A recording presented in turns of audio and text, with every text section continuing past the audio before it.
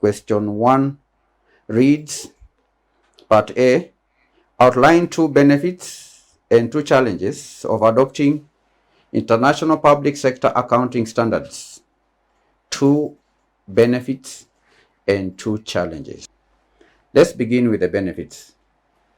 What are the benefits of adopting international public sector accounting standards? These are standards that are applied by public sector entities like the national government institutions, the county government, and any other public sector entities and institutions. They are required to adopt international public sector accounting standards. What do you think are the benefits of the adoption of international public sector accounting standards? Benefits. This is December 2021 question 1. We begin with the benefits. Part A. Benefits of adopting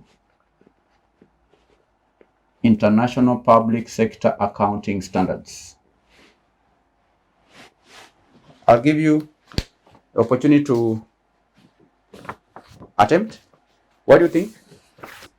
Public sector accounting standards are required to use international public sector accounting standards when preparing their financial statements. All right? Where are the candidates? And we agreed, candidates, when you come to this class, put aside your notes. When answering questions, rely on your memory. At the end of the day, as you'll be doing your exams, you will not have your notes, so make sure you don't read when attending these classes. We are revising what you've already covered. What is important at this point is your ability to recall. And one way to enhance that ability to recall is to answer questions. Please tell me what comes to your mind. Anything that comes to your mind in relation to the benefits of adoption of international public sector accounting standards.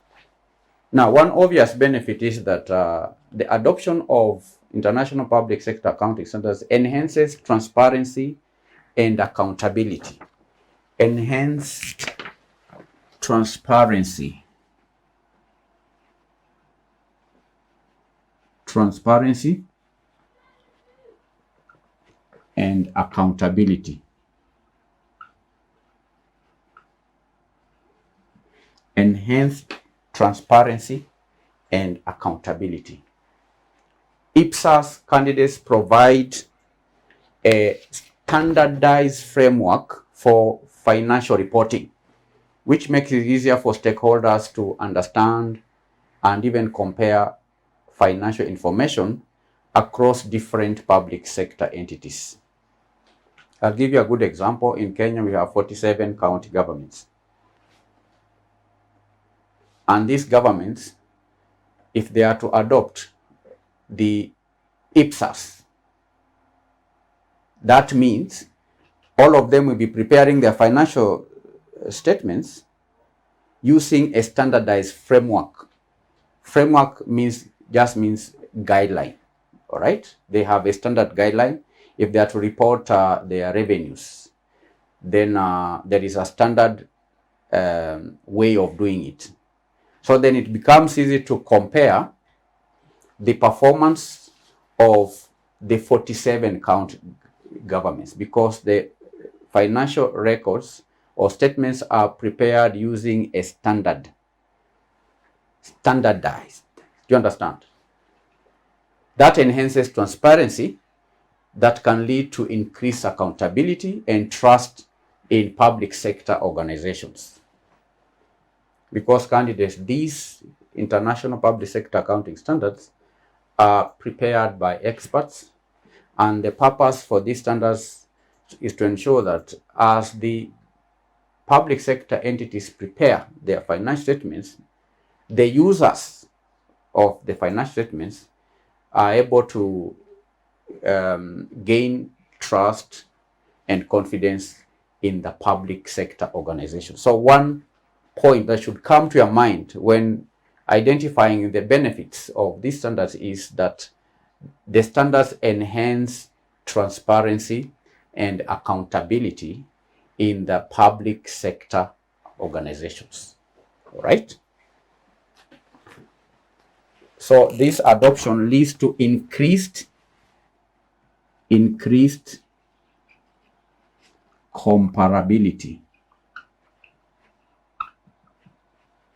It leads to increased comparability. But where they are prepared using different or where there is no standard, then it's not easy to compare. So the use of a common set of accounting standards facilitates comparisons between different public sector entities and across different countries, right? It could be even the national government financial statements. If Kenya adopts the IPSAS, Ethiopia adopts the same IPSAS, Tanzania adopts the same IPSAS, France adopts the same IPSAS, then comparing the performance of these different countries becomes possible. And that is beneficial for investors, beneficial for creditors, and other stakeholders who need to assess the financial performance and position of public sector organizations. You understand? Increases comparability. Then another obvious benefit that should come to your mind is in relation to financial management. Financial management. It leads to improved financial management. Improved financial management. This is management of public funds. Okay?